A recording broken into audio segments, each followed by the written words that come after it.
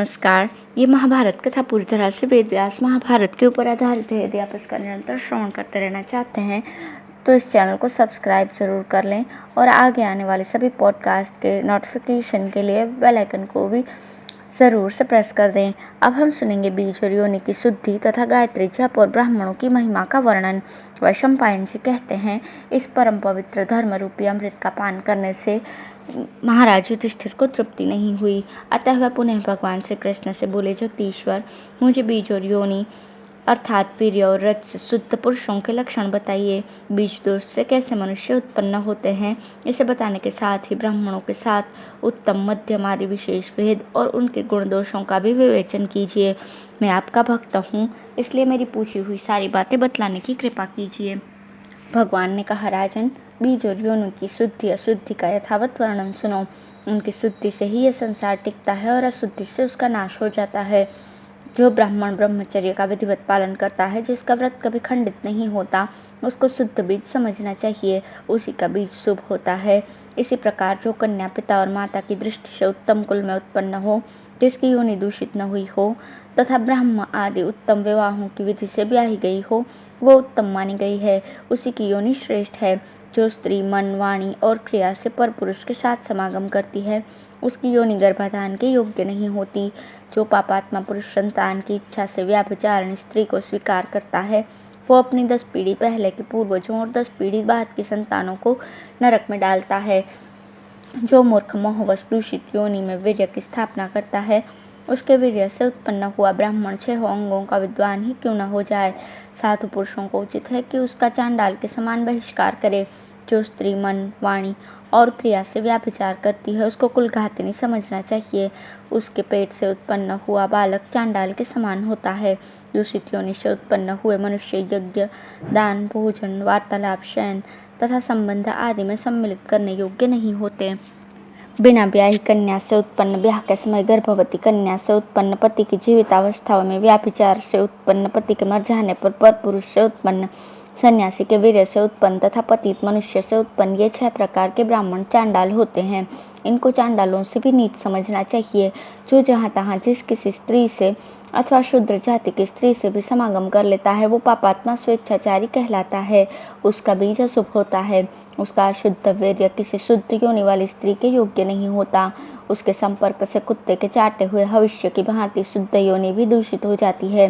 ब्राह्मण का वीर्य जब शुद्र योनि के अंदर पड़ता है तो हाहाकार कर उठता है और दुखी होकर कहता है, हाय, मैं विष्ठा के गड्ढे में पड़ गया। मुझे इस प्रकार अधोगति में डालने वाला ये काम मोहित पापात्मा स्वयं भी शीघ्र ही अधोगति को प्राप्त हो। इस प्रकार श्राप देकर वो वीर्य गिरता है। वीर्य को आत्मा बताया गया है, वो सबसे श्रेष्ठ देवता है, इसलिए सब प्रकार का प्रयत्न करके अपने वीर्य की रक्षा करनी चाहिए। मनुष्य ब्रह्मचर्य के पालन से आयु, तेज, बल, वीर्य, बुद्धि, लक्ष्मी, महान यश, पुण्य और मेरे प्रेम को प्राप्त करता है। जो गृहस्थाश्रम में स्थित होकर अखंड ब्रह्मचर्य का पालन करते हुए पंचयज्ञों के अनुष्ठान में तत्पर रहते हैं, वे पृथ्वी तल पर धर्म की स्थापना करते हैं। जो प्रतिदिन सवेरे और शाम को विधिवत संध्योपासन करते रहते हैं, वे वेदमयी नौका का आश्रय लेकर इस संसार समुद्र से स्वयं भी तर जाते हैं और दूसरों को भी तार देते हैं। जो ब्राह्मण सबको पवित्र बनाने वाली वेद माता गायत्री का जाप करता है, वो समुद्र पर्यंत पृथ्वी का दान लेने पर भी प्रतिग्रह के दोष से दुखी नहीं होता तथा सूर्य आदि ग्रहों में से जो उसके लिए अशुभ स्थान में रहकर अनिष्ट कारक होते हैं, वे भी गायत्री मंत्र के जाप से शांत, शुभ और कल्याणकारी हो जाते हैं। जहाँ कहीं क्रूर कर्म करने वाले भयंकर पिशाच रहते हैं, वहाँ जाने पर भी वे उस ब्राह्मण का अनिष्ट नहीं कर सकते। वैदिक व्रतों का आचरण करने वाले पुरुष पृथ्वी पर दूसरों को पवित्र करने वाले होते हैं। प्रजापति मनु का कहना है कि शील, स्वाध्याय, दान, शौच, कोमलता और सरलता, ये सद्गुण ब्राह्मण के लिए वेद से भी बढ़कर है। जो ब्राह्मण भूर्भुवस्वः इन व्याहृतियों के साथ गायत्री का जाप करता, वेद के स्वाध्याय में संलग्न रहता और अपनी ही स्त्री से प्रेम करता है, वही जितेंद्रिय, वही विद्वान और वही इस भूमंडल का देवता है। जो श्रेष्ठ ब्राह्मण प्रतिदिन संध्योपासन करते हैं, वे निसंदेह ब्रह्मलोक को प्राप्त होते हैं। केवल गायत्री मात्र जानने वाला ब्राह्मण भी यदि नियम से रहता हो तो वो श्रेष्ठ है, किंतु जो चारों वेदों को विद्वान होने पर भी सब कान न खाता, सब कुछ बेचता और नियमों का पालन नहीं करता, वो उत्तम नहीं माना जाता। पूर्व काल में देवता और ऋषियों ने ब्रह्मा जी के सामने गायत्री मंत्र और चारों वेदों को तराजू पर रखकर तौला था। उस समय गायत्री का पलड़ा ही चारों वेदों से भारी साबित हुआ। जैसे भ्रमर खिले हुए फूलों से उनके सारभूत मधु को ग्रहण करते हैं, उसी प्रकार संपूर्ण वेदों से उनकी सारभूत गायत्री का ग्रहण किया जाता है। इसलिए गायत्री संपूर्ण वेदों का प्राण कहलाती है। गायत्री के बिना सभी वेद निर्जीव हैं। नियम और सदाचार से भ्रष्ट ब्राह्मण चारों वेदों का विद्वान भी हो तो वो निंदा का पात्र ही है, किंतु शील और सदाचार से युक्त ब्राह्मण यदि केवल गायत्री का जाप करता हो तो भी वो श्रेष्ठ माना जाता है। प्रतिदिन 1000 गायत्री मंत्र का जाप करना उत्तम है।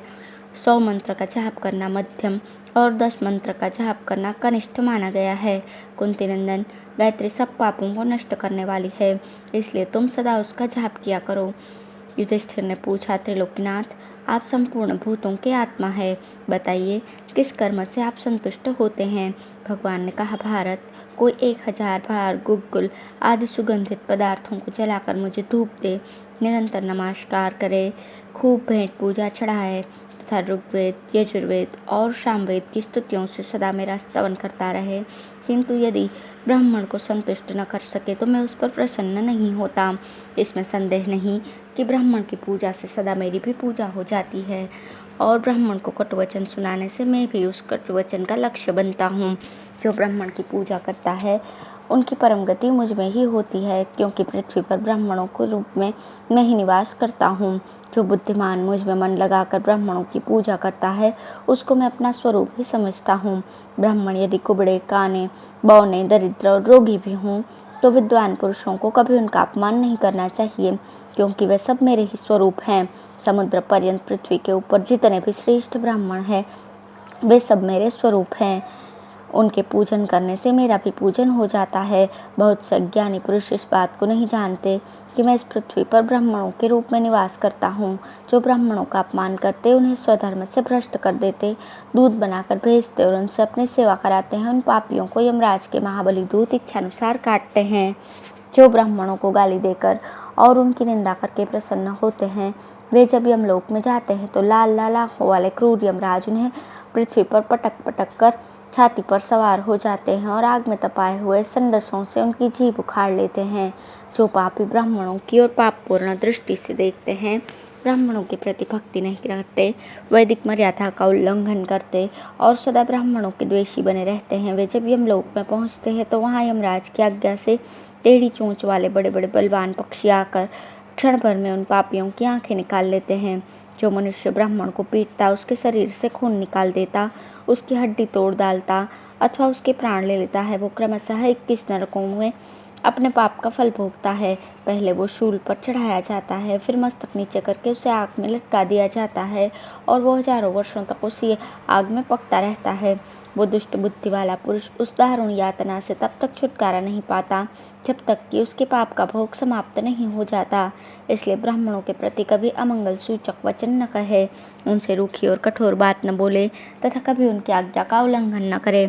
जो ब्राह्मणों को फटकारते और गालियाँ सुनाते हैं, वे मुझे ही गाली देते और मुझे ही डांट बताते हैं। जो चंदन, धूप और दीप आदि के द्वारा मेरी काष्ठमय प्रतिमा का पूजन करता है, उसके द्वारा मेरी भली भांति पूजा नहीं होती, किंतु ब्राह्मण के पूजने से मेरी यथावत पूजा हो जाती है। ब्राह्मणों की कृपा से ही मैं इस पृथ्वी को धारण करता हूँ। ब्राह्मणों के अनुग्रह से ही असुरों पर विजय पाता हूँ। ब्राह्मणों के प्रसाद से ही मुझ में दाक्षिण्य आदि गुण मौजूद हैं तथा ब्राह्मणों की दया से ही मुझे कोई परास्त नहीं कर सकता।